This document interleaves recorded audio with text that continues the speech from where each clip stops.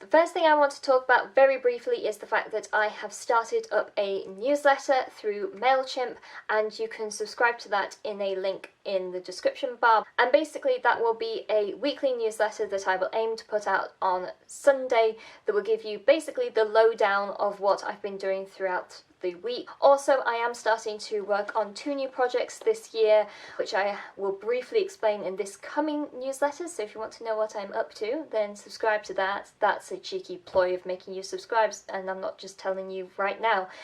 Admittedly, one of the things I've already hinted about in my Vlogmas videos, but the second thing I've semi-hinted about, but I haven't explicitly said anything about it in absolutely months. Subscribe to that newsletter so you can get a lot of information. Also, it means that you don't have to be, for example, subscribed to email updates with my blog, for example, and if you're not receiving subscription notifications from YouTube, then this is an easy way to do this. So subscribe to that. It is through MailChimp, and I shall link it in the description. So today I'm going to be doing my January favourites. I am going to attempt to do a favourites every single month this year. Probably is not going to happen, but let's just go with it. Let's see if I can actually do this for once in my life. So the first thing I'm going to start off with is a bit of beauty, but I'm also going to make sure that this is more rounded into different things that I'm liking. So not just beauty products, because I found that kind of repetitive just because I use a lot of the same products over and over again, but I'm going to be talking about some more general things. The 2 main nail varnishes that I've been loving this January are these 2 by Ciate. We have Prima Ballerina and then Iced Frappe. They're great because they're very muted. So for example, I have Iced Latte on my fingers now, so this is a sort of a dusty rose shade, and then this one is a grey with a slight kind of purple tinge to it. So they are both incredibly wearable shades, and I think that they are a nice alternative. You're still wanting colour and you're not wanting something to be too dark, as these are muted colours for winter. So generally loving that. The next kind of brand, which I'm just going to talk about as sort of an all-encompassing brand, is NYX. NYX has recently come to the Boots that is on my high street, so I am able to get NYX products much easier, because before I used to have to order them online. I am not a big fan of ordering beauty products online, so I've been trying out a lot of NYX products. I am still really liking them. I think that they have expanded a lot since I first started to know them about 5 years ago, but I've just been loving getting to know this range when I've actually been able to see it in real life. The next 2 things I'm going to talk about are 2 fashion items, and these are the jumpers. This is the one that I'm wearing today, and this is a simple grey jumper. It's not too thin. It is from Dorothy Perkins, and it has this lovely lace collar. The other item that I have is this one. It is a, you can't really tell, but again, it's another grey jumper. It is slightly oversized just because it is a, that's kind of more the style, and it has a really nice turtleneck. This is the jumper that I just wear if I just want to snuggle up in something warm, and this is actually from George, which is Asda, and Asda is Walmart, so it's essentially a Walmart piece of clothing. But I really like the fact that it is very high quality. It has been in the wash several times and it is still as nice as I bought it, so that's always quite good. I haven't been reading too many books this month. The only book that I finished is Girl Boss, and that I've already put a review on, so I won't talk about that anymore. But I've mainly been reading magazines.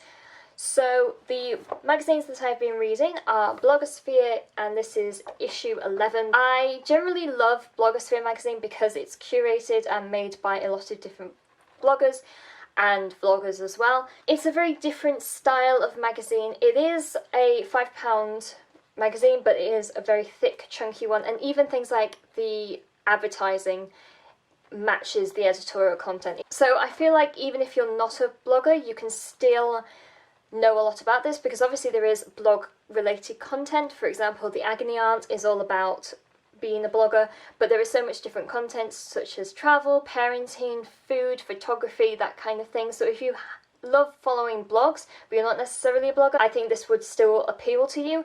Obviously you may just want to know a tiny bit more about blogging, but if you want to also find out some new blogs to follow, then this is a great magazine for that. The next one is Phoenix magazine, and this is the London edition, and they've been a quite small company. I actually interviewed for an editorial assistant for this job.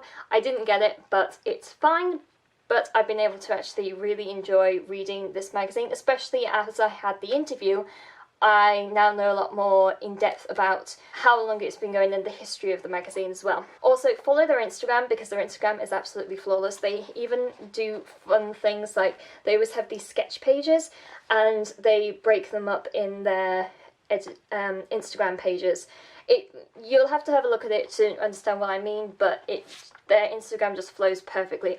Obviously, it's not fashion that I would be able to afford, but it's nice to have that tiny bit of inspiration with a fashion magazine. Final magazine that I've been reading is Breathe. I picked this up kind of on a whim, just because I wanted something fun and interesting and new to read, and I've never seen this magazine before. It's actually the 4th edition. It is a mindfulness and creativity magazine. It has a lot of tasks that you would say are to do with mindfulness, but not necessarily. Some of these are just creative outputs and things like that. So for example, there is a piece on remembering dreams, and that can either be to do with mindfulness or it can also be done for some creativity. There's even a bit about creative therapy.